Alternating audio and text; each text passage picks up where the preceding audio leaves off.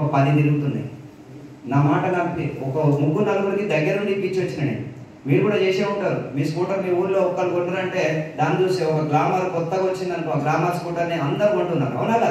ఒక vehicle success అయిందంటే మనని అడిగి కస్టమర్ రెఫరెన్స్ తీసుకొని చాలా మంది కొంటారు. మీ ఇంట్లో మీరు టీవీ కొంటే మిమ్మల్ని చూసి అలాంటి టీవీలు చాలా కొంటారు. మీ ఇంట్లో ఫ్రిడ్జ్ కొంటే మిమ్మల్ని చూసి చాలా మంది కొంటారు. అంటే మనం అడ్వర్టైజ్మెంట్ చేస్తున్నాం బయట. టీవీ యాడ్లు, పేపర్ యాడ్ చూసి ఏ కస్టమర్ కొనడు, వాళ్ళు ఓన్లీ చూస్తారు అంతే. ఎవరైతే మన ఊళ్ళో ఎవరైనా ఒక్కరు కొంటే వాళ్ళని చూసి మళ్ళీ అందరూ కొంటారు. వాళ్ళ రెఫరెన్స్ తీసుకొని ఇది బాగుంది అంటే కొంటారు. మీరు ఫస్ట్ సినిమా చూసి వచ్చి బాగుంది అని చెప్తే 100 మంది చూస్తారు. అవునా కదా? బాహుబలి మనం బాగుంది అంటే డైరెక్టర్కు 2000 కోట్లు వచ్చినాయి. మరి మనకేం వచ్చినాయి సార్? ఏం రాలే. 400 చూసిన పైసలు పోయినాయి. కానీ మళ్ళీ నేను 100 మంది చెప్పినా నీ థియేటర్కు 100 మంది వచ్చి చూసారు, నా వల్ల నీకు ఇంత లాభం జరిగింది, సెకండ్ టైం మళ్ళీ చూస్తా అని చెప్పి ఒక టికెట్ ఫ్రీ అడగండి. థియేటర్కి వెళ్ళి ఒక టికెట్ ఫ్రీ ఏమన్నా ఇస్తారా?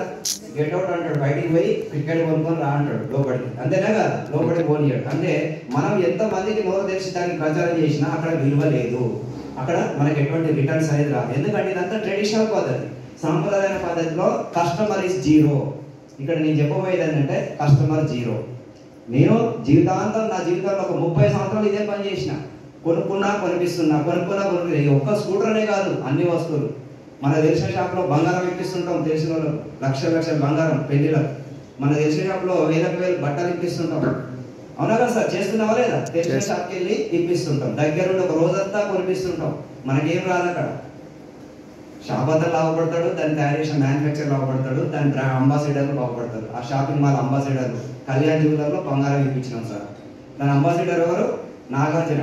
ఆయన సంపాదించుకుని ఆయనకు రాయల్టీ వస్తుంది అలా సేల్స్ మీద, మరి ఆయన అంబాసిడర్ దానికి. కాబట్టి అలా పెట్టిన ఓనర్కు లాభం వస్తుంది, అక్కడ షాప్ ఎవరైతే పెట్టినో ఆ డీలర్కి లాభం వస్తుంది. అంతే తప్పితే మనకైతే ఏం ఒరిగేది లేదు. మనకు తృప్తికి అంతే, పలానా వ్యక్తికి నేను ఇప్పించిన 10 లక్షల బంగారం, అంతేనా సార్? తృప్తి తప్పితే మనకి ఏం మిగలేదు అక్కడ. కస్టమర్ ఈ జీరో. ఈ సిస్టమ్ అంతా కూడా ట్రెడిషనల్ సిస్టమ్. నా 30 సంవత్సరాలు ఇదే జరిగింది. చూడండి, ఒక 3 సంవత్సరాల క్రితం ఇక్కడ కూడా ఒక 15,000 రూపాయలతో వెహికల్ బుక్ చేసుకున్నా. ఏ వెహికల్ అది? ADFS. ఇక్కడ నాకు ఒక మిత్రుడు మిమ్మల్ని ఎలాగ పిలిచి చెప్పిండో, నాకు కూడా హైదరాబాద్ నుంచి ఒక హైకోర్టు అడ్వకేట్ ఒక ఫ్రెండ్ ఉన్నాడు. అతను నాకు ఈ కంపెనీ గురించి చెప్పాడు. నా మిత్రుడు బెల్గాం నుంచి నాకు చెప్పిండు, మిత్రమా నాకు కూడా ఇది ఒక కంపెనీ, మీకు మార్కెటింగ్ బాగా తెలుసు కాబట్టి నువ్వు ఇది చేసుకోవచ్చు, మాకు బాగుంది, నేను వెళ్తున్నా రమ్మంటే ఆయనతో కలిసి నేను బెల్గాం వెళ్ళాను. అడ్వకేట్తో కలిసి బెల్గాం వెళ్ళి చూసి వచ్చినాం. వెహికల్ చూసినాం, ప్లాంట్ చూసినాం, ప్రొడక్ట్ నడిపించి చూసినాం. వెహికల్ని చాలా బాగుంది, స్ట్రాంగ్ ఉంది. ఇప్పుడు మార్కెట్లో ఉన్న వెహికల్ కంటే మంచి క్వాలిటీ ఉన్నది, మంచిగా అనిపించింది. ఇమీడియట్లీ నేను ఏం చేసిన, ఏం చెప్పారు వాళ్ళు, వెహికల్ బుక్ చేసుకొని కొనుక్కోవాలి. ఎంత బుక్ చేయాలంటే 15,000 అన్నారు. బుకింగ్ చేసేసినాం. తర్వాత వచ్చి హైదరాబాద్లో కానీ ఎక్కడైనా లోకల్లో షోరూమ్ ఉంటే తీసుకుందామని వెతికితే ఎక్కడ నో షోరూమ్, అంటే జీరో. 3 ఇయర్స్ బ్యాక్ ADFS అనేది జీరో. అసలు తెలంగాణ ఆంధ్ర ఎవరికి తెలియదు. ఇది కర్ణాటకలో ధారవాడలో తయారైన మ్యానుఫ్యాక్చరింగ్ కంపెనీ. అక్కడ ఉన్న కంపెనీ నేను చూసి వచ్చిన, బుక్ చేసి వచ్చిన.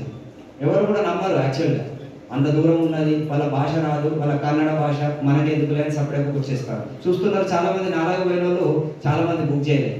కానీ నేను దూరదృష్టి ఆలోచించిన, ఆ MD గారు చెప్పిన మాట నచ్చింది నాకు. ఎందుకంటే ప్రపంచం అంతా ట్రాన్స్ఫర్మేషన్ అవుతుంది, ఖచ్చితంగా జరగబోతుంది. ఒకప్పుడు మనం STD బూతులు, ల్యాండ్ ఫోన్లు వాడినాం. ఇప్పుడు ఉన్నాయా సార్? ఉన్నాయా? ఎవరింట్లో ఉన్నాయా ల్యాండ్ ఫోన్లు? ఎక్కడలో మాయమైపోయినాయి. స్మార్ట్ ఫోన్ వచ్చిందా లేదా? స్మార్ట్ ఫోన్ వచ్చి వాటన్నిటి తన్నేసింది. అలాగే ఇంకొక 10-15 సంవత్సరాలు, 20 సంవత్సరాల్లో టోటల్ మీ దగ్గర ఉన్న పెట్రోల్ వెహికల్ అంతా స్క్రాప్లోకి వెళ్ళిపోతాయి. పెట్రోల్ వెహికల్, కార్లు, బస్సులు అన్ని కూడా స్క్రాప్లోకి వెళ్ళిపోతాయి. 15-20 సంవత్సరాల్లో ప్రపంచం మారబోతుంది. ప్రపంచం అంతా ఏం చేస్తే మారబోతుంది. ఆల్రెడీ ప్రపంచంలో చాలా పెద్ద పెద్ద దేశాలు లాస్ట్ 10 సంవత్సరాల నుంచే జరుగుతుంది. అక్కడ మన దగ్గర ఇప్పుడే లేట్ అయింది, ఇప్పుడే స్టార్ట్ అయింది. చైనా, జపాన్, కొరియా వెళ్ళి చూడండి.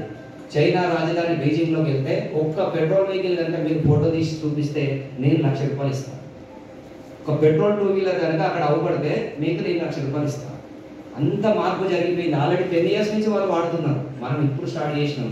ఇంకా మినమేషాలకు పెడుతున్నాం, ఇంకా అనుమానపడుతున్నాం. ఇది నడుపుతుందా, ఉరుకుతుందా, పరిగెత్తుందా, ఇద్దరు కూర్చుంటే కదులుతుందా, ఇంకా అనుమానపడుతున్నాం. ఆల్రెడీ టెక్నాలజీ మారిపోయింది. చూడండి, స్మార్ట్ స్కూటర్ దానికంటే దమ్ము ఉంటుంది మన స్కూటర్. పెట్రోల్ స్కూటర్ కంటే పరిగెడుతుంది, ఇంకెక్కువ పరిగెడుతుంది, బ్రహ్మాండంగా ఉంటుంది. ఒకసారి టెస్ట్ డ్రైవ్ చేసి చూడండి. దానికంటే అద్భుతమైన ఫీచర్స్ ఉన్నాయి, దానికంటే ఎక్కువ బ్రహ్మాండమైన పవర్ ఇలా నేను కూడా బుక్ చేసుకున్నా. ఆ తర్వాత చిన్న చిన్నగా అతను నేను కలిసి కొంతమంది దగ్గర తిరిగి హైదరాబాద్లో ఒక షోరూమ్ ఇప్పించినాం ఫస్ట్. ఎందుకంటే వెహికల్స్ కొనాలంటే షోరూమ్ ఉండాలి, మేము డైరెక్ట్ అక్కడ తెచ్చుకోలేము. కాబట్టి ఒక షోరూమ్ ఇప్పించినాం హైదరాబాద్లో. ఇప్పించిన తర్వాత అతని దగ్గర నుంచి మిగతా బ్యాలెన్స్ ₹1,00,000 స్కూటర్ నేను కొనుక్కోవాలంటే 15,000 కట్టిన ఆల్రెడీ. ఇంకా ₹85,000 క్యాష్ కట్టిన ఆ రోజు. ఎందుకంటే లోన్స్ లేవు, స్టార్టింగ్లో ఈఎంఐలు కూడా లేవు. ఇప్పుడు మీకు అదృష్టవంతులు షోరూమ్ మీ వరంగల్లో 4 ఉన్నాయి, మీకు కరీంనగర్లో 2 ఉన్నాయి, హైదరాబాద్లో 16 ఉన్నాయి. టోటల్ మన తెలంగాణ ఆంధ్రలో 220 షోరూమ్స్ ఉన్నాయి. మీరు ఎంత అదృష్టవంతులు చూడండి. నేను పోయి ఎక్కడ వెహికల్ చూడడానికి 800 కిలోమీటర్లు వేయించిన, వెహికల్ కొనడానికి 184 కిలోమీటర్లు వెళ్ళి హైదరాబాద్ అవుట్స్కట్లో అవుటర్ రింగ్ రోడ్ పక్కన ఒక చిన్న షోరూమ్ పడితే నేను మళ్ళీ అక్కడి నుంచి క్యాష్ పెట్టి ఆటోలో వేసుకొని కొనుక్కొని వచ్చిన. ఎందుకంటే 184 కిలోమీటర్లు అది ఛార్జింగ్ అంత దూరం రాదు, వేసుకొని రావాలంటే కష్టం. కాబట్టి ఒక టాటా ఏసీ మాట్లాడుకొని దాంట్లో 3,000 కిరాయి పెట్టుకొని వెహికల్ వేసుకొని వచ్చిన. హన్మకొండకు వచ్చిన తర్వాత నేను చాలా మంది కొన్ని 100 మందికి చెప్పిన.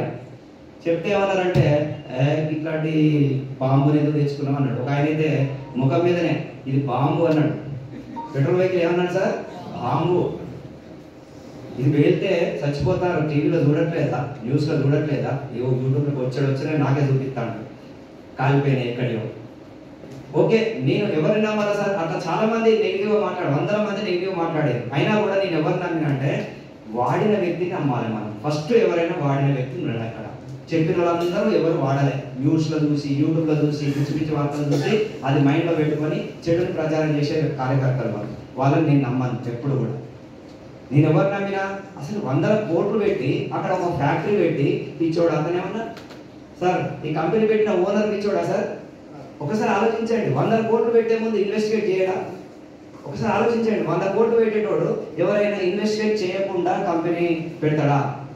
అసలు ప్రపంచం ఎడిపోతుందని ఆయన దగ్గర 6 నెలలు వాళ్ళ టీం అందరూ కలిసి ప్రపంచ దేశాలు చైనా, జపాన్, కొరియా, తైవాన్ ఇవన్నీ తిరిగి వచ్చారు 2019.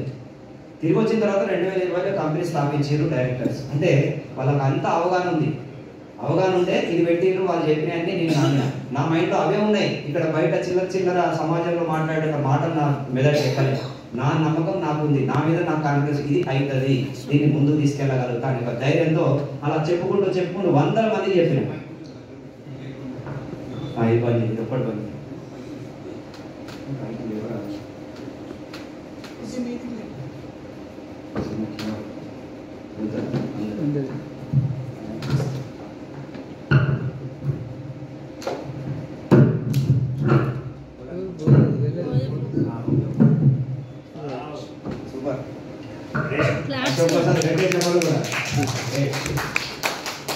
ఓకే, అందరి అంటే అలా అవపడతలేదని మంచిగా. ఓకే అండి, రైట్. నేను ఎవరిని నమ్మాను సార్? నేను మెయిన్ డైరెక్టర్స్. ఇంకోటి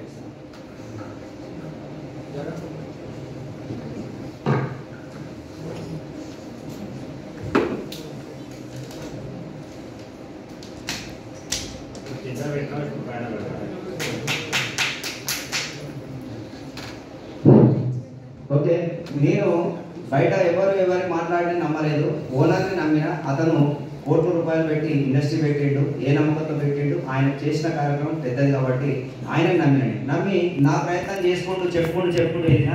లాస్ట్కి ఒక 2 బుకింగ్స్ దొరికినాయి. చిన్నగా 100 మంది చెప్తే 2 దొరికినాయి. ఆ 2 ద్వారా 4 వచ్చారు, 4 ద్వారా 8, 16, ఇలా 79,000 మంది. 3 ఇయర్స్ బ్యాక్ నేను ఒక్కడనే ఒంటరిగా పోరాటం చేసిన. ఒక 2 నా పోరాటానికి నాకు సహకరించి ఒక 2 వచ్చారు. ఆ 2కి 4 తోడైన, 4కి 8 తోడై ఇవాళ ఎంతమంది అయ్యి సార్? 79,000 మంది నా సైన్యం. ఓకే, ఏడిఎంఎస్ ఫ్యామిలీ 79,000 మంది ఓన్లీ నా టీం.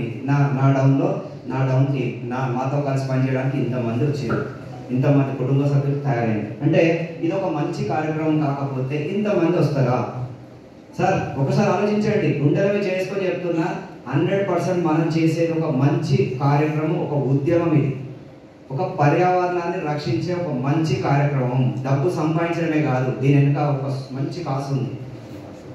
మనం పర్యావరణాన్ని రక్షించబోతున్నాం. ఎందుకంటే పర్యావరణానికి ముప్పు ఎక్కడి నుంచి వస్తుంది? మనం వాడే పెట్రోల్, డీజిల్ వల్ల. మనం వాడే పెట్రోల్ డీజిల్ వల్ల ఎంత ఘోరమైన పరిస్థితికి వెళ్తున్నామంటే ఇంకొక 5 నుంచి 7 సంవత్సరాలు 10 సంవత్సరాల వరకు ఇలాగే మీరు పెట్రోల్ డీజిల్ కంటిన్యూ చేస్తే నెక్స్ట్ మీ పిల్లల పరిస్థితి ఏంటంటే ఆక్సిజన్ బెలూన్స్ పెట్టుకొని సిటీలోకి వెళ్ళాల్సి వస్తుంది. హైదరాబాద్, ఢిల్లీ, ముంబై వెళ్ళాలంటే గాలి కొనుక్కోవాల్సి వస్తుంది. ఆల్రెడీ శాస్త్రవేత్తలు చెప్తున్నారు. ఎంత దారుణమైన పరిస్థితులు పడిపోయిందంటే గాలి నాణ్యత ఎలా పడిపోయిందంటే ఆల్రెడీ నిన్న మొన్న కూడా న్యూస్లో వచ్చింది. హైదరాబాద్లో ఒక సాధారణ మరణాలు 7 సంభవిస్తే 10 సంభవిస్తే 100 సంభవిస్తే 100లో 7 మనం వాడే పెట్రోల్ డీజిల్ వల్ల అది పీల్చుకొని ఆ వదిలే గాలి వల్ల ఆ శ్వాస సంబంధి వ్యాధులు వచ్చి హార్ట్ అటాక్లు, లంగ్స్ చెడిపోవడం, క్యాన్సర్లు ఇవన్నీ వచ్చి చనిపోతున్నారు. ప్రతి 100లో 7 మనం వాడే పెట్రోల్ డీజిల్ వల్ల చనిపోతున్నారు. అంటే దాని గాలి ఎంత డేంజరో ఆలోచించండి. కార్బన్ డైఆక్సైడ్ కార్బన్ పీల్చడం వల్ల లంగ్స్ చెడిపోతే క్యాన్సర్స్ వస్తాయి. కాబట్టి ఇదంతా కూడా ఒక్క నిమిషం మీరు హైదరాబాద్ వెళ్ళినప్పుడు గమనించండి. మన వరంగల్లో కూడా వస్తుంది. సెంటర్లో ఒక జంక్షన్లో ఎక్కడైనా వెహికల్స్ ఆగినప్పుడు ఆ మన లైటింగ్ పడుతుంది కదా, సిగ్నల్ పాయింట్ దగ్గర మీరు ఒక్కసారి గమనించండి. ఒక 1 మినిట్లో ఎంత వేడి ఆడ కలుగుతుంది. చెమటలు వస్తుంటే అక్కడ ఒక నిమిషం బండి ఆగిందంటే పక్క నుంచి లారీ పోగొస్తుంటుంది, బస్సులో పోగొస్తుంటుంది, డీజిల్ కాలుతుంటుంది. ఆ కాలిన వాసన మనం పీలిస్తే మనకు లోపల ఎలా అనిపిస్తుంది ఒక్కసారి ఆలోచించండి. అది మనం హైదరాబాద్లో ఎన్ని రెట్లు వస్తుంది. మన వరంగల్లో ఇంత వస్తే మన హైదరాబాద్లో 1.5 వాహనాలు తిరుగుతున్నాయి. ఇది రోజు రోజు పెరిగిపోవడం వల్ల మనకే మన ఆరోగ్యం మీద ఎఫెక్ట్ పడుతుంది. రోజు సిటీ విస్తరణతో మనకు ఆక్సిజన్ ఇచ్చే చెట్లన్నీ మన తాతలు పెట్టిన చెట్లు మనల్ని బతికించే ప్రాణవాయువు ఇచ్చే చెట్లని దాన్ని మనం ఈరోజు సిటీ విస్తరణతో రోడ్ల విస్తరణతో ఉన్నాయి నరికేస్తున్నాం. సిటీలో జనాభా పెరుగుతుంది, ఉన్న చెట్లు పోతున్నాయి. జనాభా పెరగడం వల్ల వేడి ఉత్పత్తి అవుతుంది. ఆ వేడి వల్ల పర్యావరణం అంతా కూడా దెబ్బతింటుంది. అంటే చూడండి, సముద్రులైతే దెబ్బతింటుంది. సముద్రులకు దెబ్బతినడం వల్ల రావాల్సిన టైంలో వర్షాలు రావు, వద్దనుకున్న టైంలో బాగా వస్తాయి. దీనివల్ల ఏమిటంటే కరువు కాటకాలు వస్తాయి. ఇలా వన్ బై వన్ మన పర్యావరణాన్ని చెడగొడితే ఆ పర్యావరణం మనం చెడగొడుతుంది, మన ఆరోగ్యం మీద ఎఫెక్ట్ పడుతుంది. మనం దాన్ని జాగ్రత్తగా చూసుకుంటాను. ఎట్లా ఉండాలో అది ఎందుకంటే మనం తాతలు మునులు చెప్పినట్టు దాన్ని ఎట్లా ఉండాలో అట్నే నడవాలి పర్యావరణాన్ని. మనం దాన్ని చెడగొడుతున్నాం. దానివల్ల మన అభివృద్ధి పేరుతో దానివల్లనే మనకి ఇంత ముప్పు జరుగుతుంది. చూడండి, మొన్న కేరళలో సంభవించినవి కూడా చూడండి. కేరళలో కూలిపోయి రాత్రి 2 కొన్ని గ్రామాలే అంటే ఇట్లాంటి సంఘటనలు ఎందుకు జరుగుతున్నాయంటే మానవులు చేసే తప్పిదం. ప్రకృతిని చెడగొడుతున్నాం.